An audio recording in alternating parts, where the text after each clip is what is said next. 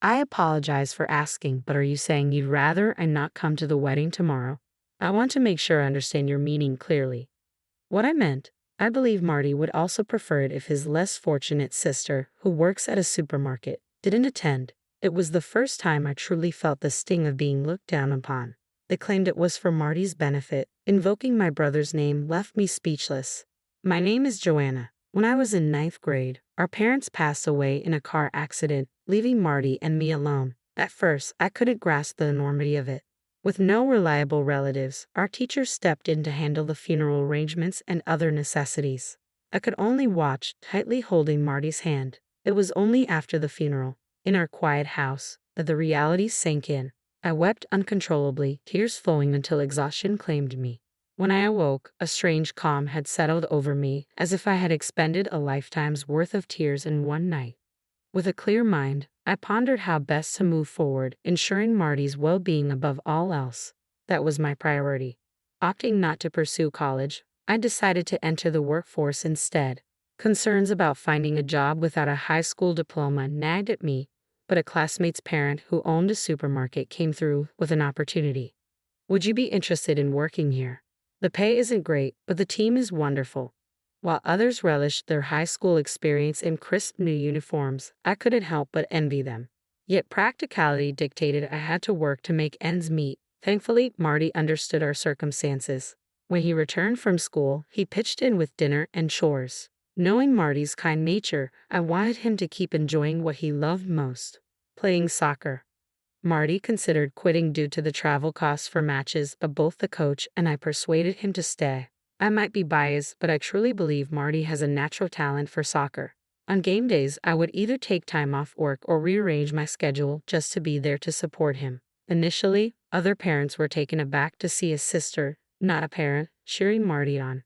However, as Marty's skills on the field flourished and my encouragement grew louder, the curious glances gradually faded away. Once Marty reached high school, scouts from colleges and even professional leagues began attending his games. This attention ultimately helped him secure an athletic scholarship for college.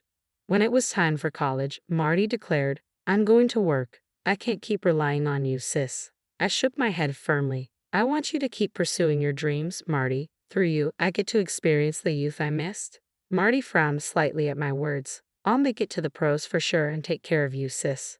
"Thank you, but I don't need you to worry about me. My only dream is to see you become a professional soccer player." I smiled warmly to reassure him. "I'll be fine."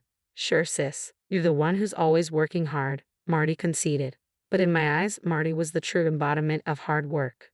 True to his word, Marty turned professional after excelling in college. I continued at the supermarket, eventually scaling back to part-time hours.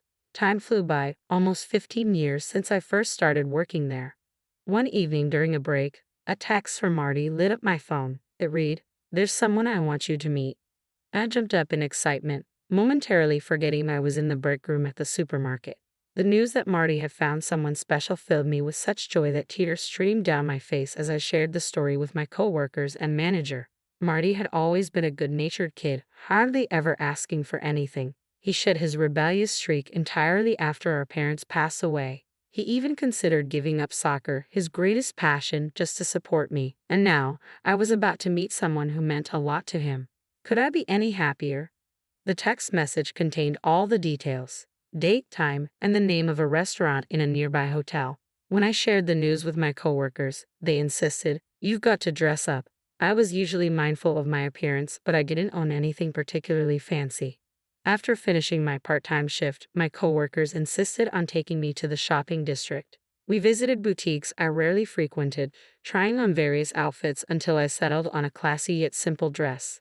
From there, we ventured to a large mall where I splurged on branded makeup and received a tutorial. Despite the exhaustion that comes from shopping after work, it felt like a welcome release. I had eagerly anticipated this day, counting down on my calendar for weeks. A few days later, I nervously sat in the hotel lobby where we had agreed to meet, dressed in the outfit I had chosen with my coworkers' help. My attempt at makeup followed the tutorial I had received, hoping I had done it justice. As I anxiously waited, I suddenly heard a familiar voice behind me calling out, "Sis." Slowly turning around, I saw Marty in a suit standing beside a stunning woman with long hair. "Sis, you look stunning." I made sure to dress up too, Marty exclaimed proudly as he introduced me to someone special. I chuckled at his remark, which seemed to please him. Let me introduce you. This is my fiancée, Vanessa. It's a pleasure to meet you. I'm Vanessa, your future sister-in-law. She greeted me warmly. Receiving such a gracious welcome from such a striking woman only added to my nerves. Managing a smile, I replied, I'm Marty's sister, Joanna. After the introductions, we decided to move to a nearby restaurant. Once seated, conversation flowed as we discussed various topics. Vanessa comes from a well-known family around here, and her father is apparently quite wealthy. Marty has told me about you. After your parents passed away, you've been like a parent to him. Parent-like, I wouldn't say. Don't be modest. You gave up high school for me and went to work. Wait, you didn't finish high school? Yeah, I started working right after middle school at a supermarket. It's been 15 years now. Just then, something felt off. Though Vanessa was nodding and making cute faces, it felt like she was looking down on me from behind her eyes. I initially dismissed it as my imagination, but then I caught her disdainful expression when Marty wasn't looking. That dress looks lovely on you, she complimented me, yet the way she appraised me from head to toe and snickered quietly confirmed my suspicions. She was definitely looking down on me. Next year, we're planning to get married, Marty announced somewhat sheepishly. Honestly, I wasn't overjoyed, but if this was Marty's decision, I had to support him. All I could manage was a broad smile as I congratulated them. As our meeting concluded, I had my doubts, but if they were happy, who was I to intervene? I chose to let it pass. Days flew by, and suddenly Marty's wedding day was upon us. As I prepared my outfit and gathered necessities, Vanessa's call interrupted me. I quickly returned it, concerned about the reason for her call. I'm busy too. Could you get to the point? Her abrupt greeting caught me off guard. I apologize for running late. It's my fault, I said sincerely. On the other end, Vanessa sighed audibly before delivering a surprising request. Could you, sister-in-law, please consider not attending the wedding tomorrow? What? I don't understand, I replied, taken aback. Vanessa, what do you mean? I mean exactly what I said. I don't think even Marty would want his sister, who works at a grocery store, to be there, she said with a condescending tone that made me keenly aware of being looked down upon. Her disdain was palpable, and she made no effort to disguise it.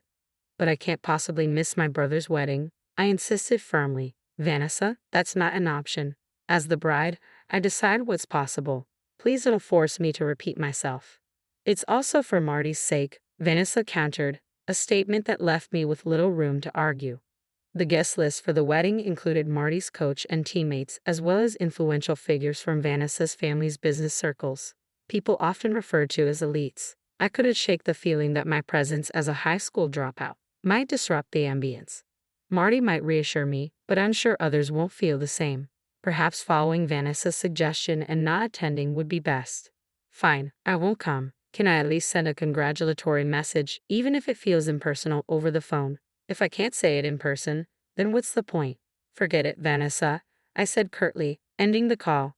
Shocked, I stared at my phone, now silent in my hand. I wish I could have witnessed Marty's happiness firsthand. Shoving my packed bag into a corner of the room, I crawled into bed, deciding to sleep through the day. I had no energy for anything else, and I feared that if I let my emotions surface, tears would follow. I tried to force my eyes shut, but sleep eluded me until morning. When I finally checked my phone, I saw multiple missed calls from Marty, expected, given the circumstances. The family was supposed to leave for the wedding venue early that morning. Just then, another call from Marty came through. Hello, sis, where are you? He asked urgently. I'm on my way, Marty, I replied. I can't do it today, I added after a pause. I could feel the disappointment in his voice. Why? Marty asked softly. I hesitated, torn about revealing the truth. Before I could respond, Marty continued. Did Vanessa say something? Is that why? How did? Before I could inquire further, he cuts me off. Forget it, just come over now. We'll talk later. With that, he ends the call abruptly. Despite my initial decision not to attend, I hastily prepare and leave home, my mind troubled by concerns for Marty and Vanessa. Arriving at the venue, I hear raised voices even before entering the waiting room. Guided by the venue staff, I step inside to witness Marty, Vanessa, and her parents engaged in a heated argument. Surrounding them, bewildered relatives who were meant to be guests look on in confusion. What do you mean not inviting Joanna to the wedding? Marty's voice carries frustration.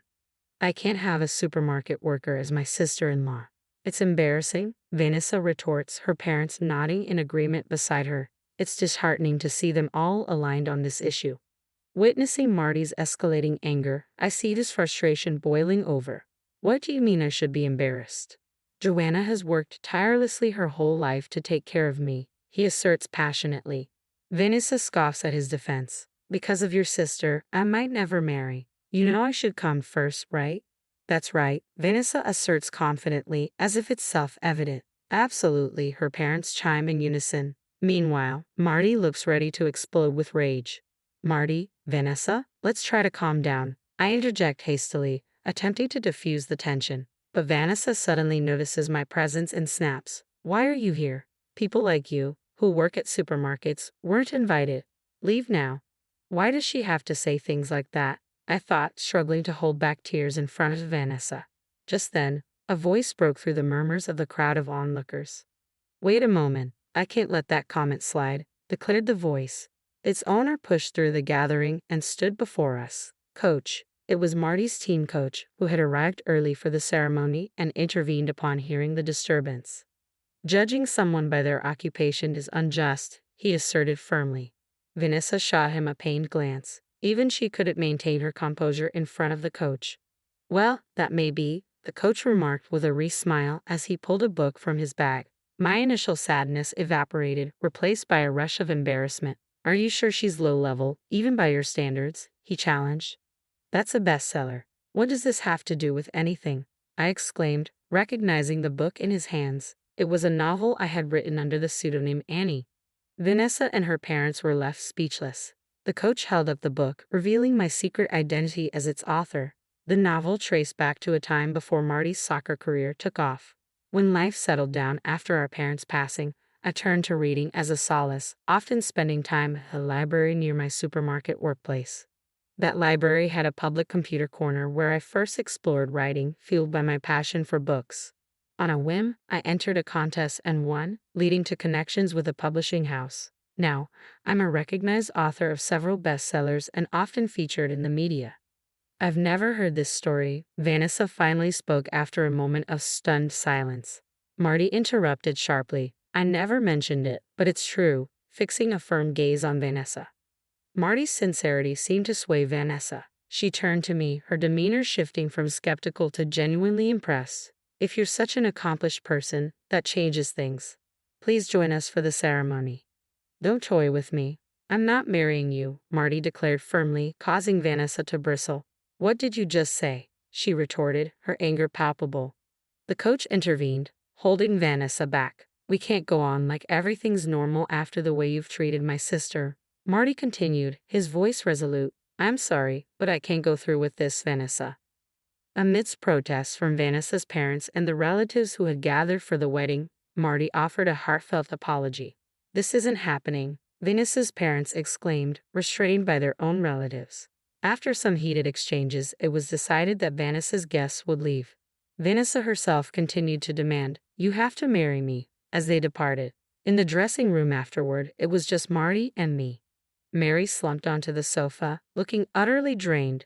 Are you sure it was the right decision to call off the wedding? I couldn't resist asking, though I knew it might reopen old wounds. Marty let out a bitter laugh. Being the soccer player means your time in the spotlight is limited. I don't think a marriage with Vanessa, who's so focused on her career, would have lasted. His words made sense. Marty had a valid point. I can imagine how Vanessa, who belittled me for working at a supermarket, would treat you if you gave up soccer, I remarked, thinking aloud. Why didn't you mention that I'm a writer? I asked Marty, curious about his reasoning. Marty had kept my identity as a writer from Vanessa, and I sensed there was a deliberate reason behind his silence. When I brought it up, Marty simply smiled. I couldn't shake the feeling that Marty had seen through Vanessa's facade. Numerous discussions unfolded between our families, ultimately leading to the formal cancellation of the engagement. Vanessa and her parents vehemently resisted to the very end, but the intervention of other relatives prevailed.